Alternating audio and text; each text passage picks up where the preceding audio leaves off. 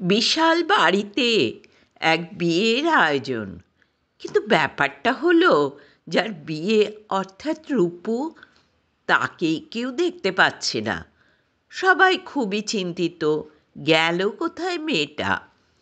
কয়েক ঘন্টা পরে বিয়ে, অথচ বিউটি হচ্ছে ছোট পিসি। বিয়ে হয়ে গিয়েছিল অস্ট্রেলিয়া, একটি মেয়ে বিয়ে হয়েছে প্যারিসে।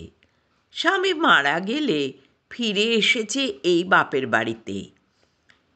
বিধান এই বাড়িরই যে স্পঞ্জ আয়রন কোম্পানি আছে তার প্রোডাকশান ম্যানেজার, এখন রিটায়ার করেছে। রূপুকে না পাওয়ার জন্য যেন বিধানই দায়ী। এইভাবে বিউটি বিধানকে দোষারোপ করে গালি দিচ্ছে। এখন দেখা যাক এর পেছনে কারণ কি, কোথায় রূপু গিয়েছে, আর বিউটি বা বিধানকে গালাগালি দিচ্ছে কেন। রূপুকে পাওয়া যাচ্ছে না, এ তো মহা ঝামেলা হলো। মেয়েটাকে নিয়ে আর পারা যায় না, কখন যে কি করে তা ঠিক নেই। আরে বাবা, বিয়ে বাড়ি ঝামেলা হবে না, অত রাগ করলে চলে? আমি খেয়াল করে দেখেছি, শ্রাদ্ধ বাড়িতে হাসাহাসি আর বিয়ে বাড়িতে রাগারাগি হবেই। সেই নিয়ে অত মাইন্ড করলে হয় না। কিন্তু রূপুকে কে বোঝাবে? রূপুকে যে পাওয়া যাচ্ছে না, সেই খবরটা বিধান কাকা নিয়ে এসেছে। আমি কি করব বুঝতে না পেরে বিধান কাকাকে বললাম, শেষ কখন দেখা গিয়েছে ওকে, মানে কটার সময়? বিধান কাকা কাঁচা পাকা দাড়িতে হাত বুলিয়ে বলল, মানে ওই ঝামেলা হলো, তারপর রূপুর বান্ধবীরা সাজতে বাড়ি গেল, আর তারপর থেকেই। বান্ধবীদের সঙ্গে আবার চলে যায়নি তো? আমি জিজ্ঞাসা করলাম।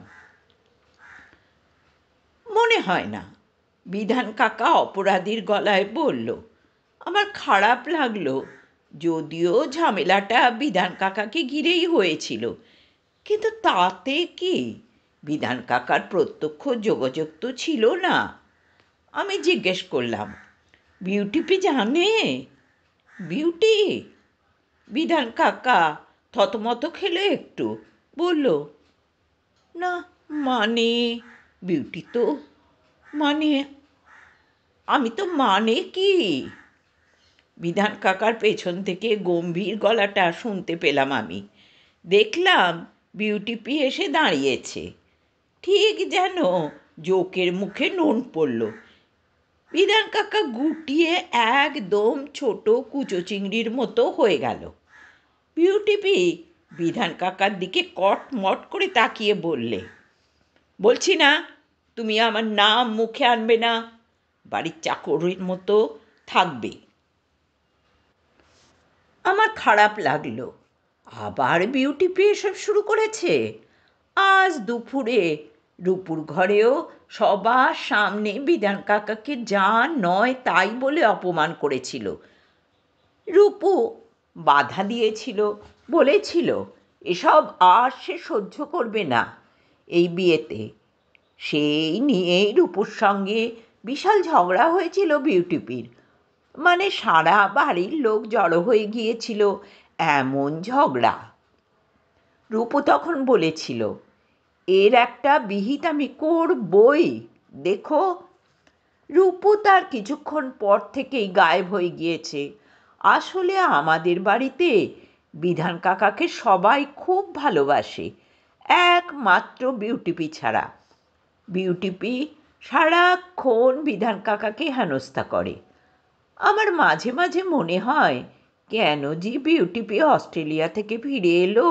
এই যে মাস পাঁচেক হলো বিউটিপি এসেছে এখানে, তাতে বাড়ির সবাই কেমন যেন তথস্থ হয়ে আছে ওর আগুনে মেজাজের জ্বালায়। আর বিধান কাকাকে দেখলে সেই আগুনে যেন আরও ঘি পড়ে। কেন যে এমন হয় বুঝতে পারি না। বিধান কাকা মোটেও আমাদের কাজের লোক নয়, বরং আমাদের যে স্পঞ্জ আয়রন কোম্পানি আছে সেখানকার প্রোডাকশন ম্যানেজার হিসেবে রিটায়ার করেছে 10-11 বছর আগে। বিধান কাকা থাকে আমাদের বাড়ি থেকে বেশ কিছুটা দূরে। সঙ্গে থাকে নিতাই নামে একটা কাজের ছেলে। বিধান কাকার ভাই বোনেরা সবাই পশ্চিমবঙ্গের বাইরে প্রতিষ্ঠিত। বিধান কাকা নিজে আর বিয়ে শাদিও করেনি। দিনের বেশিরভাগটা সময় বিধান কাকা আমাদের বাড়িতেই কাটায়। রাতে একটা পুরনো স্কুটার করে বাড়ি ফিরে যায়। বিউটিপি আমার ছোট পিসি। সেই 70s মিডলে বিয়ে হয়ে চলে গিয়েছিল অস্ট্রেলিয়ায়। তারপর এই 45 বছরে মাত্র 2-3 বার এসেছে এখানে। তবে স্বামী মারা যাওয়ার পর এই মাস 5 হলো একেবারে ফিরে এসেছে দেশে।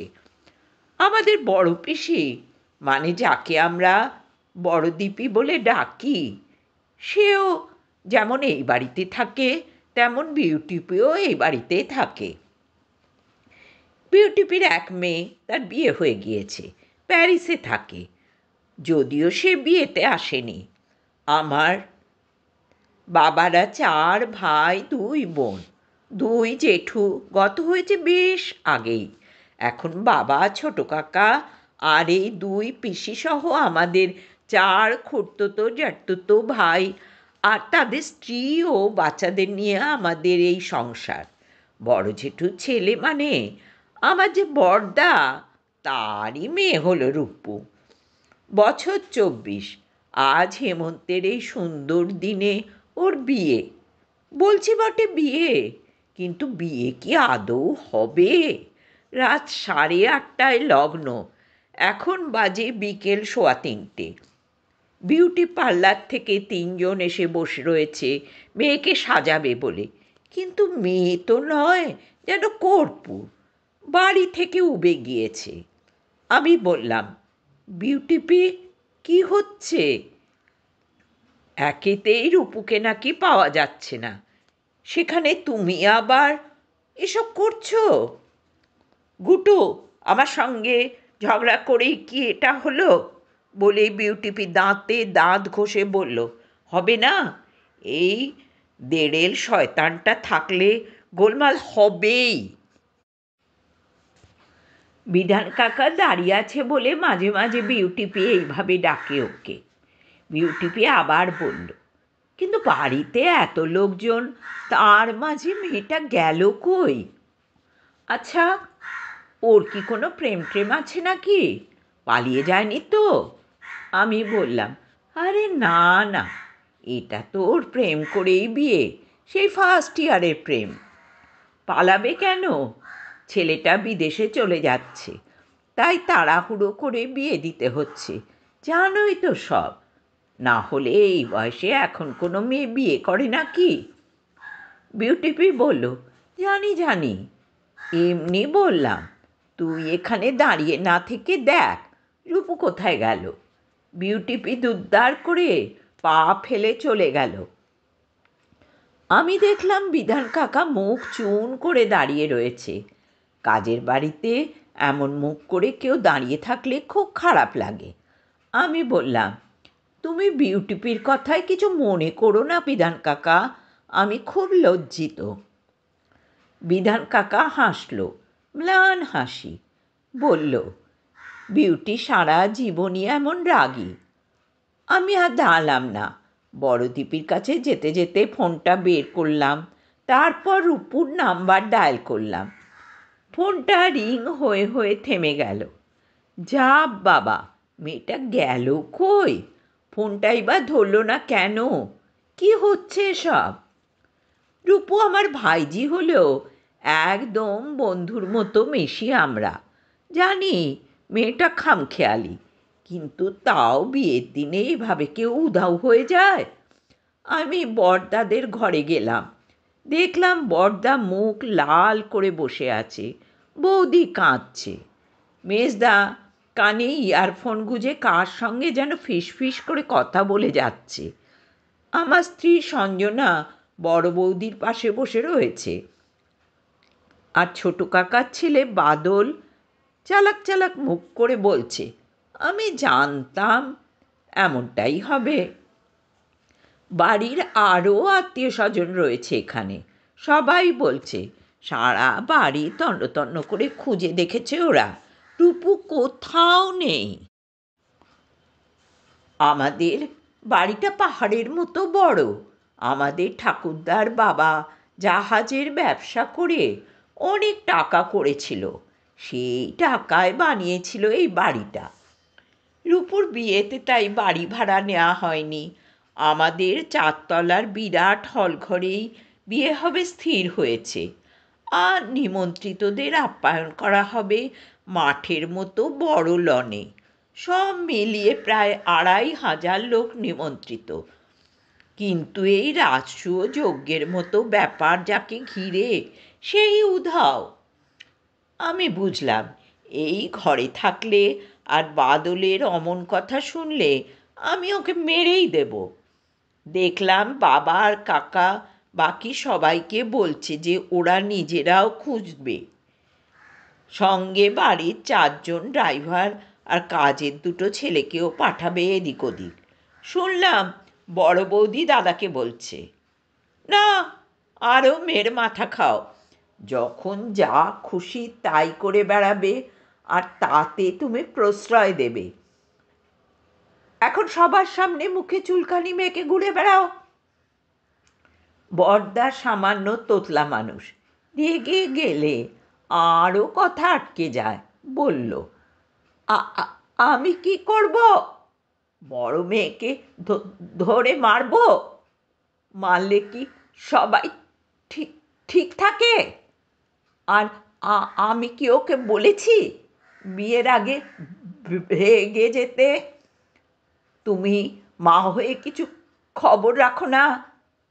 ঝগড়া আরও বাড়ার আগে বড়দিপির খাস কাজের লোক হরিদা এসে ডাকলো আমায়। গুটুদা, তোমায় বড়দি ডাকছে। বড়দিপি ডাকছে, আবার কি হলো? আমি ঘরের থেকে বেরিয়ে দোতলায় বড়দিপির ঘরের দিকে হাঁটা দিলাম। বড়দিপি বসেছিল জানলার কাছে।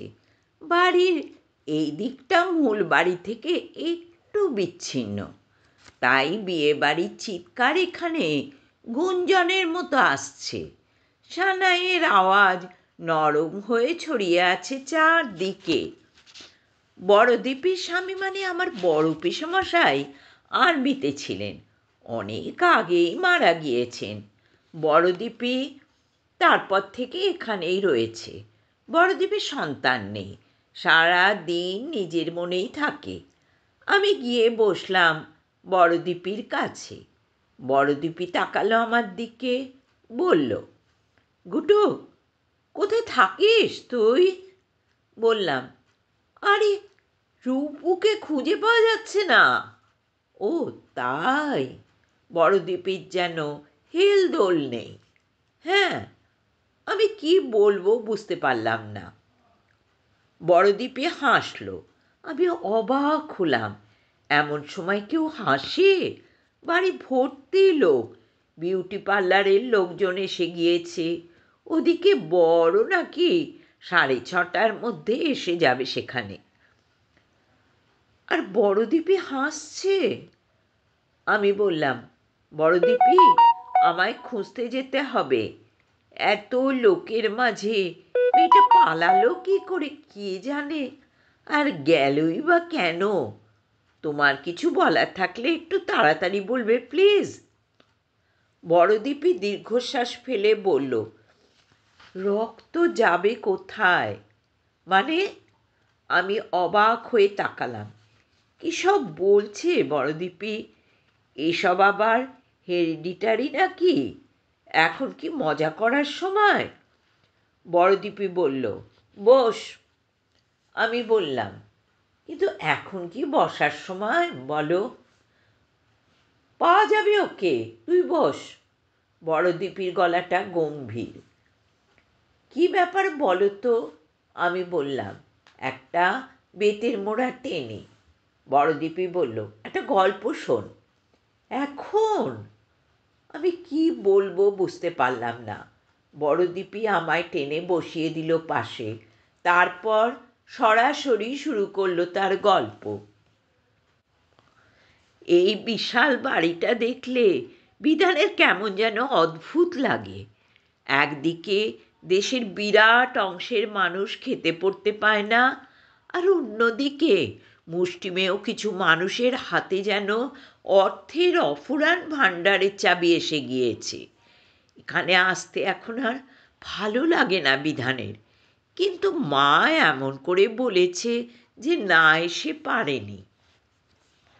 বাড়িটার সামনে এসে বিধান থমকে দাঁড়ালো।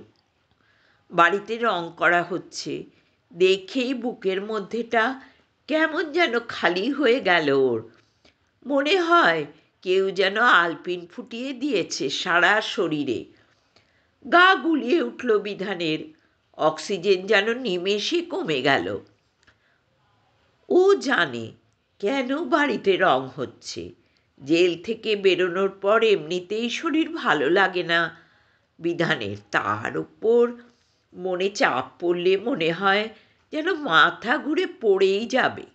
তাও মনে জোর রেখে পায়ে পায়ে এগিয়ে গেল বিধান। আসলে আজ যে আসতে হবে সেটা আগে জানতো না। সকালে ঘুম থেকে ওঠার পর মাই ওকে বলেছে এখানে আসতে হবে। কেন মা? বিধান অবাক হয়ে জিজ্ঞেস করেছিল। মা বলেছিল, কেন মানে? সংসারের হাল দেখেছিস? আমি গতকাল কাজ সেরে কথা বলেছি বিমলবাবুর সঙ্গে। ওদের বেশ কটা কারখানা আছে। তোর যদি একটা চাকরি হয় তাই বলছি। আমার চাকরির জন্য? বিধান বিরক্ত হয়েছিল। আমি তো চেষ্টা করছি, নানান জায়গায় অ্যাপ্লিকেশন করেছি, দুটো ইন্টারভিউও দিলাম। তাহলে কেন অন্যকে বলতে গেছো মা? তাও ওই বাড়িতে। মা বলেছিল, ইন্টারভিউ দিয়ে কিছু হয়েছে? শোন, জেলখাটা আসামিকে কেউ চাকরি দেবে না। জেলখাটা আসামি? কথাটা শুনলেই বিধানের এত কষ্ট হয়, মনে হয় ও কি চোর না ডাকাত।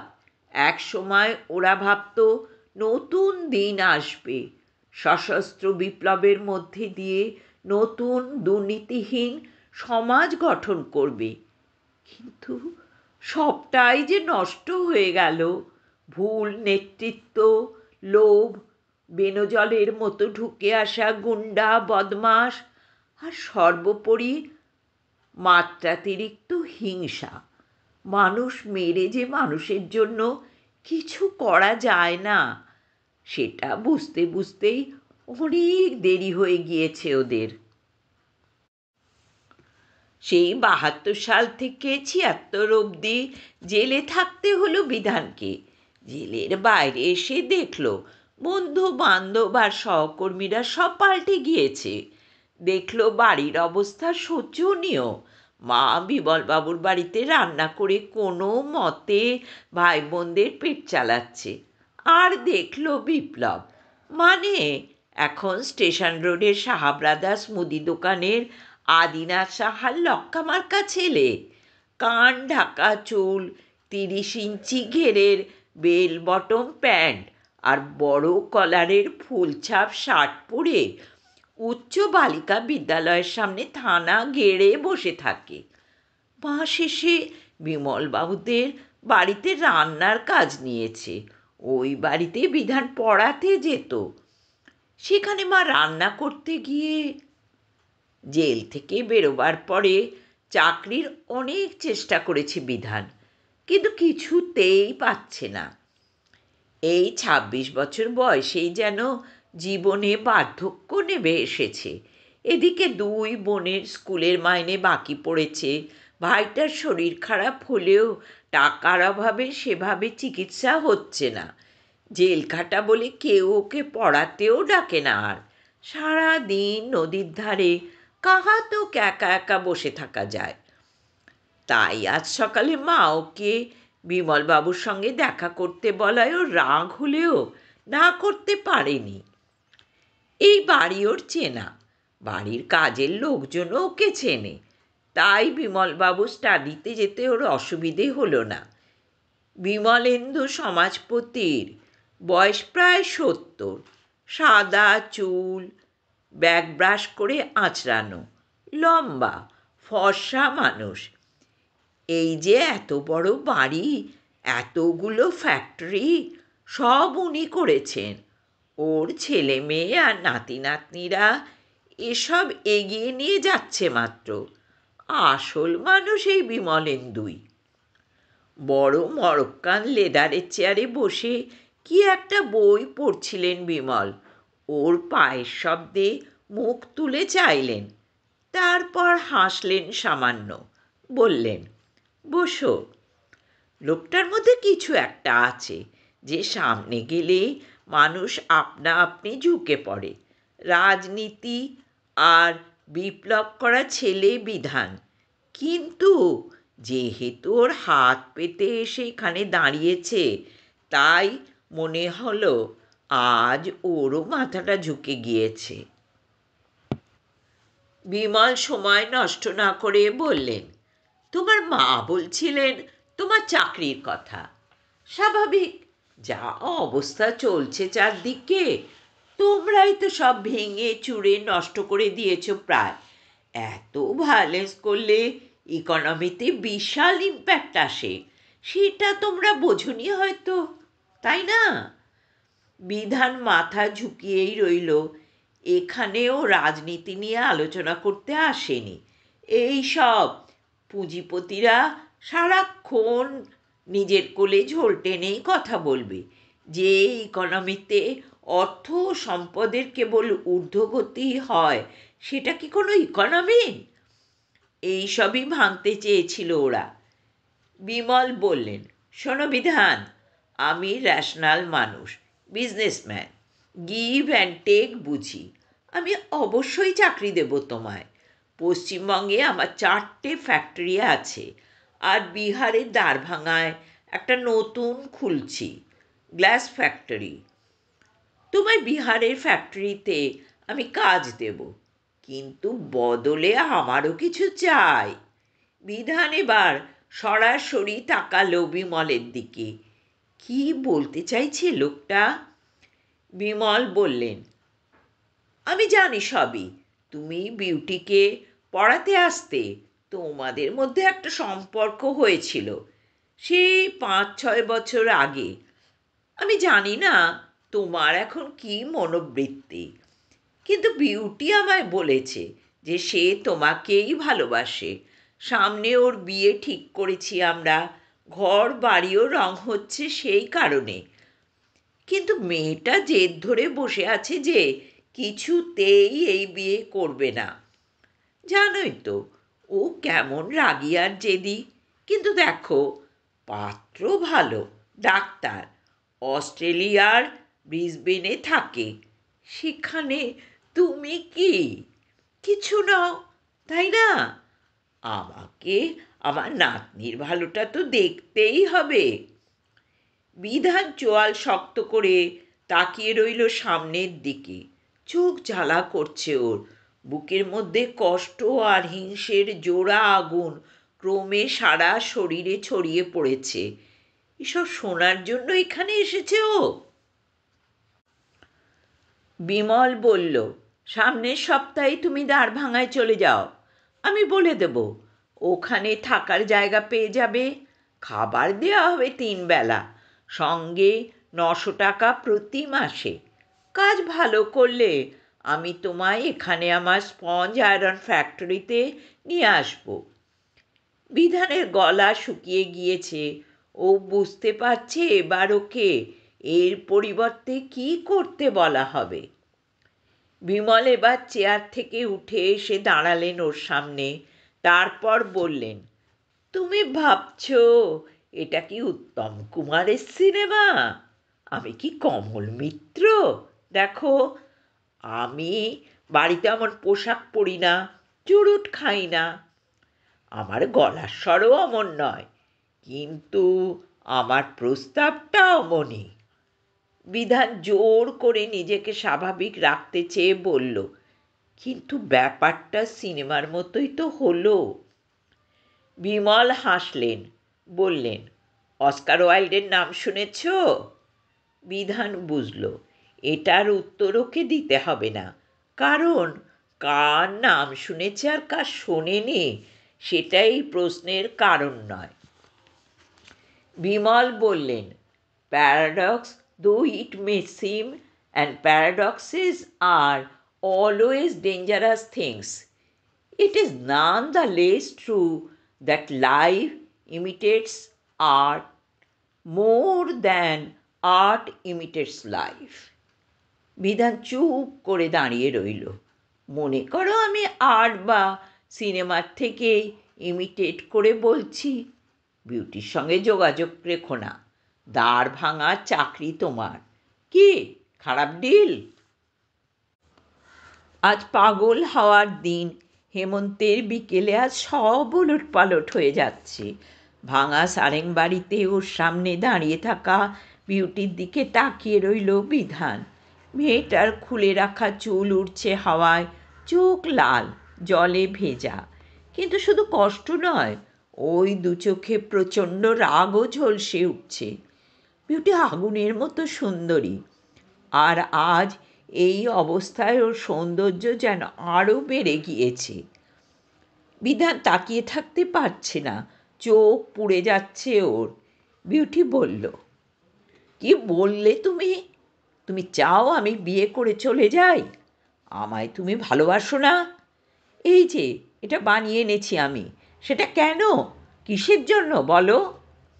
বিধান দেখল বিউটির হাতে পাতলা চ্যাটালো গোলাপি সফট স্টোনের ওপর খোদাই করা ওদের দুজনের নাম, তলায় লেখা ফর এভার টুগেদার।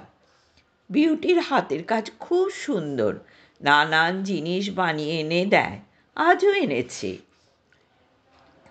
বিধান বিউটির হাত থেকে জিনিসটা নিতে গেল, কিন্তু বিউটি ঝটকা মেরে হাতটা সরিয়ে নিয়ে ছুঁড়ে ফেলে দিল পাথরটা। মাটিতে একটা ইটের ওপর পড়ে জিনিসটা মাঝখান থেকে ভেঙে গেল। বিধান এবার বিউটির হাতটা ধরতে গেল। বিউটি ধাক্কা মেরে সরিয়ে দিয়ে বলল ওকে, লোভী তুমি, চাকরির জন্য এমন করছো। আমি বলেছি আমার কিছু লাগবে, আমি স্কুলে চাকরি করে নেব, তুমিও কিছু একটা পেয়ে যাবে, দুজনে মিলে তোমাদের সংসার চালাতে পারতাম না? সেখানে তুমি আমায় বিক্রি করে দিলে। কী সব বলছো তুমি? রাগলে তোমার মাথা ঠিক থাকে না। আমার সঙ্গে তোমার কোনো ভবিষ্যৎ নেই বিউটি, তাই আমি মানে বিধানের গলা শুকিয়ে আসছে। চারিদিক থেকে এই ভাঙা পুরনো সারেংবাড়ি যেন চেপে ধরেছে ওকে। গোটা এলাকার মধ্যে এই নির্জন বাড়ি তো ওদের দেখা করার জায়গা ছিল, সেই এখানেই বিচ্ছেদ হবে? মানে মানে আবার কি? তুমি একটা শয়তান, জানোয়ার। এই কারণে আমি তোমার জন্য 4 বছর অপেক্ষা করেছিলাম। এত ছেলেপিলেকে পুলিশ গুলি করে মেরে দিয়েছে, তোমায় মারেনি কেন? কেন মারেনি তোমায়? বিউটি বিধানের জামার কলার ধরে ঝাঁকাতে ঝাঁকাতে এলো পাথারি চড় ঘুষি মারতে লাগলো। মার খেতে খেতে কুঁকড়ে মাটিতে বসে পড়ল বিধান। বিউটি পাগলের মতো মারছে ওকে, কী সব বলছে। বিধান আটকাচ্ছে না, হাঁটুতে মুখ গুজে বসে রয়েছে। আচমকা মার থেমে গেল, তাও বিধান মুখ তুলল না। বিউটি বলল, এখানেই আমরা দুজনে গান্ধর্ব মতে বিয়ে করেছিলাম, মনে আছে? তার 2 দিন পরে পুলিশ তুলে নিয়ে গিয়েছিল তোমায়, মনে নেই না? ওটা কি খেলা ছিল? আমি পুতুল ছিলাম, তুমি রাক্ষস, জানোয়ার। আর কোনো দিন মুখ দেখাবে না আমায়, কোনো দিনও না, বুঝেছ? বিউটি আর দাঁড়ালো না, ঝড়ের মতো চলে গেল। বিউটির চলে যাওয়ার পথের দিকে এবার মুখ তুলে তাকালো বিধান। চোখে জল এসে গিয়েছে ওর, কিন্তু কী করবে? 900 টাকা যে অনেক, সারা জীবন মাকে কষ্ট দিয়েছে ও। ভাই বোনগুলো ওর দিকে তাকিয়ে বসে আছে। এই টাকাটা যে খুব দরকার। বিউটি কোনো দিনও অভাব দেখেনি সংসারে, তাই ওকে বোঝানো সম্ভব নয়। আসলে কাউকে বোঝানো সম্ভব নয় যে মানুষ যখন নিজেকে বিক্রি করে দেয় তখন তার কেমন লাগে। বিধান মাথা নিচু করে বসে রইল, তারপর ধীরে ধীরে হাত বাড়ালো ওই ভেঙে যাওয়া পাতলা গোলাপি পাথরের দিকে। সারা বাড়ি এখন আলোয় ঝলমল করে উঠেছে। সামনে বসে আছে রূপু, ওকে ঘিরে নানান বয়সী মেয়েদের ভিড়, আর ওই ডাক এসেছে ওর, বিয়েতে বসতে হবে এবার। আমি বিউটিপির হাত ধরে ঘরের মধ্যে ঢুকলাম। ভিড়ের মাঝে রূপু হাসলো আমার দিকে তাকিয়ে, আমিও হাসলাম। মেয়ে বটে একটা, আজ বিকেলে সবাইকে ঘোল খাইয়ে ছেড়েছে। পুরো 2.5 ঘন্টা গায়েব ছিল। কোথায় গিয়েছিল কাউকে বলেনি। নিজে যেমন চলে গিয়েছিল তেমনই ফিরে এসেছিল। বাড়ির কারো প্রশ্নেরই কোনো উত্তর দেয়নি। কি জেদি মেয়ে বাবা! আমাদের দেখে রূপু গলা তুলে ঘরের বাকি লোকজনদের বলল, প্লিজ সবাই একটু ঘরের বাইরে যাবে। মানে? বড় বৌদি মানে রূপুর মা অবাক হলো। রূপু বলল, মানে আমার বিউটিপির সঙ্গে পার্সোনাল কথা আছে। আজ দুপুরে আমাদের খুব ঝগড়া হয়েছিল, মনে নেই? আমার বিউটিপিকে কিছু বলার আছে, তোমরা প্লিজ একটু প্রাইভেসি দাও আমাদের। 5 মিনিট প্লিজ। সবাই অসন্তুষ্ট হলেও কেউ কিছু বলল না। বিউটিপি ছাড়াও রূপুকেও সবাই ভয় পায়। এখন কি করে বসে তার ঠিক নেই। সবাই বেরিয়ে গেল। আমিও বিউটিপিকে ঘরে রেখে বেরোতে গেলাম। রূপু বলল, তুমি থাকো গুটু কাকা। বিউটিপি দুপুরের ঝগড়া ভোলেনি, এখনও ভুরু কুঁচকে মুখ ভার করে আছে। কি হলো, এখনো রাগ করে আছো? রূপু বিছানা থেকে নেবে এসে জিজ্ঞাসা করল। বিউটিপি বলল, সবার সামনে দুপুরে কি বলেছিস আমার মনে নেই? আমি তোর পিসি ঠাকুমা, আর আমায় তুই ওসব বললি একটা চাকরের জন্য? আমার চোপা বেশি? আমি মানুষকে মানুষ জ্ঞান করি না? আমার জীবনের কতটা জানিস তুই? চাকর? রূপু হাসল। বড়দি ঠাম্মা আমায় সব বলেছে। মানে? বিউটিপি অবাক হয়ে তাকালো। মানে এটা কি? রূপু পাশের টেবিলের ড্রয়ার খুলে একটা ফ্রেম বের করলো। বিউটিপির সঙ্গে আমিও অবাক হয়ে তাকালাম ফ্রেমটার দিকে।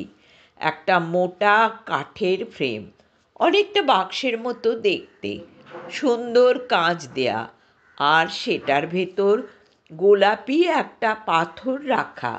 পাথরটা মাঝখান থেকে ভাঙা হলেও সেটাকে মেরামত করা হয়েছে। আর পাথরটায় লেখা দুটো নাম, বিধান বিউটি। তলায় লেখা ফর এভার টুগেদার। মনে হলো বিউটিপিকে কেউ যেন জাদুস্পর্শে পাথর করে দিয়েছে। চোখের পলকে পড়ছে না বিউটিপির। রূপু বলল, আমি এটা আনতে গিয়েছিলাম বিধান দাদুর বাড়িতে, কাউকে বলিনি। বাড়িতে বিধান দাদুর কাজের ছেলে নিতাই ছিল, ওকে বলেছি এটা যে নিয়ে গেলাম সেটা যেন কাউকে না জানায়। তুই? বিউটিপির চোখ হঠাৎ ছলছল করে উঠল। রূপু বলল, এটার কথা আমায় বড়দি ঠাম্মা বলেছে। জিনিসটা বড়দি ঠাম্মা একবার দেখেছিল ওই বাড়িতে গিয়ে। তুমি ভাবো, বিধান দাদু সারা জীবন পরিশ্রম করে ভাই বোনদের প্রতিষ্ঠিত করেছে, সবার জন্য সাধ্যমতো করেছে, কিন্তু নিজের জন্য কিচ্ছু করেনি, বিয়ে পর্যন্ত করেনি। শেষ বয়সে আমাদের বুড়ো দাদুকে পর্যন্ত ওই দেখাশুনো করেছে, আর এখন রিটায়ার করার পরেও এই বাড়িতে এসে পড়ে আছে। তোমার থেকে এত অপমান সহ্য করেও এখানে থাকে কেন? কার জন্য? বহু আগে তোমার দেয়া এই জিনিসটা বাঁধিয়ে রেখেছে নিজের ঘরে। কেন বিউটি ঠাম্মা? কিসের জন্য? বিউটিপি চোয়াল শক্ত করে তাকিয়ে রইল রূপুর দিকে। মুখ লাল হয়ে উঠেছে বিউটিপির, শ্বাস দ্রুত হচ্ছে। আমার ভয় লাগলো। বিউটিপির হাই প্রেশার আছে, কিছু হয়ে গেলে মুশকিল হবে। আমি বললাম, বিউটিপি তুমি ঠিক আছো? বিউটিপি চোয়াল শক্ত করে আমাদের দিকে তাকালো, তারপর আর কিছু না বলে বেরিয়ে গেল ঘর থেকে। রূপু মাথা নাড়ল, দীর্ঘশ্বাস ফেলে বলল, ঘুটু কাকা, আমি বেকার বিকেলটা নষ্ট করতে গেলাম না? ছাদনাতলায় কি ভিড়! সারা বিয়ে বাড়ির আলো একদম কমিয়ে দিয়ে শুধু ছাদনাতলায় নরম হলুদ আলো ফেলা হয়েছে এখন। মৃদুস্বরে সানাই বাজছে ওই দিকে। এত ভিড় যে আমি পিছিয়ে হলঘরের শেষে যে টানা বারান্দা আছে তার থামের আড়ালে এসে দাঁড়িয়েছি। স্ত্রী আচার চলেছে, এবার শুভদৃষ্টি হবে। আহ! ভিড়ের মধ্যে থেকে হঠাৎ দেখলাম বিউটিপি বেরিয়ে এলো চোখে হাত দিয়ে, তারপর নির্জন বারান্দার দিকে গেল। আমি ভাবলাম, চোখে কিছু পড়ল নাকি, বিউটিপির কাছে যাব কি? রূপুর ওই ব্যাপারটার পর থেকে বিউটিপি কথা বলছে না কারুর সঙ্গে। এই বিয়ের মধ্যে বাড়ির বউরা টেনে এনেছে বলেই এসেছে, না হলে তাও আসতো না। এই বয়সেও কি যে এত রাগ! কিন্তু চোখে কি পড়ল? আমি এগোতে গেলাম, কিন্তু এগোলাম না। দেখলাম দূর থেকে বিধান কাকা ব্যাপারটা লক্ষ্য করে গিয়ে দাঁড়ালো বিউটিপির সামনে। সারা বাড়ি ভেঙে পড়েছে বিয়ের স্ত্রী আচার দেখতে, আর তার থেকে সামান্য দূরে এই নির্জন আবছায়া বারান্দায় দাঁড়িয়ে রয়েছে বিউটিপি আর বিধান কাকা। আমি থামের আড়ালে বলে আমায় দেখতে পাচ্ছে না ওরা। খেয়ালও নেই আসলে। বিধান কাকা বলল, কি হয়েছে চোখে দেখি? আমি ভাবলাম বিউটিপি রাগ করে কিছু বলবে, কিন্তু আজ আর বিউটিপি কিছু বলল না, বরং মুখটা আলতোভাবে তুলে ধরল বিধান কাকার দিকে। বিধান কাকা বিউটিপির মুখটা এক হাতে আলগোছে ধরে অন্য হাতে চোখটা টেনে সামান্য বড় করে মুখ দিয়ে ফোঁ দিল কয়েকবার, তারপর জিজ্ঞাসা করল, ঠিক আছে? বিউটিপি কিছু বলল না, বরং তাকিয়েই রইল বিধান কাকার দিকে। দেখলাম বিউটিপি মুঠো করে ধরে আছে বিধান কাকার পাঞ্জাবি। বিধান কাকাও আর জিজ্ঞাসা করল না কিছু। আর পূর্ণিমার চাঁদ তার সমস্ত আলো দিয়ে ঝরে পড়তে লাগলো এই বারান্দায় দুজনের শরীরে, আর দুজনে দুজনের দিকে তাকিয়েই রইল। বড় হলঘরের ভেতর থেকে তরুণীদের কণ্ঠস্বর শুনলাম কয়েকজন বলছে, এবার শুভদৃষ্টি। আর আমি দেখলাম জ্যোৎস্নায় ধুয়ে যাওয়া আমাদের চওড়া নির্জন বারান্দায় বিধান কাকার বিউটিপি একে অপরের দিকে চেয়ে রয়েছে। আমি মুখ ঘুরিয়ে সরে এলাম। আসলে এই বড় ব্যক্তিগত মুহূর্ত, নিজস্ব মুহূর্ত। এমন মুহূর্ত মানুষের জীবনে হয়তো একবারই আসে। চরাচর ভাসিয়ে হেমন্তের হাওয়া দিল আচমকা। এলোমেলো হয়ে গেল সাজানো আম পাতা, ফুলমালা।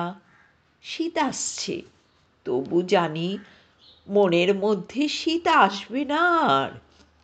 আমি ভাবলাম এইসব গন্ধর্বরা আজও পৃথিবীতে আছে বলে বোধহয় এখনো চাঁদ জ্যোৎস্না ছড়ায়, ফুল ফোটে, আর মানুষ সব কষ্ট মুছে আবারও উঠে দাঁড়ায়, বেঁচে থাকে।